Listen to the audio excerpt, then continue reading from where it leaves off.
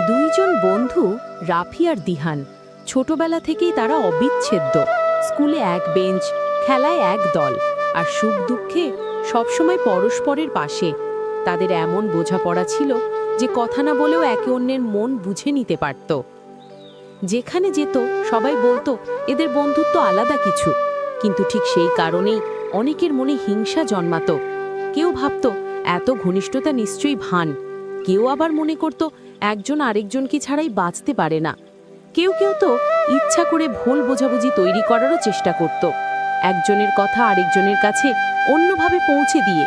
কিন্তু রাফি আর দিহান জানত সত্যিকারের বন্ধুত্ব সন্দেহে নড়ে না, তাই হিংসুকদের কথা তারা পাত্তা দিত না।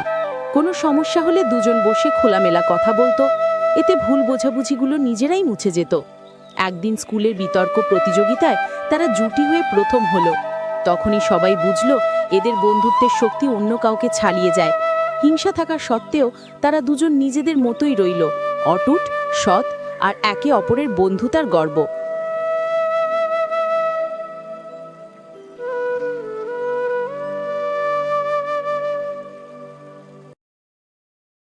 গল্পটা ভালো লাগলে লাইক ও সাবস্ক্রাইব করতে ভুলবেন না।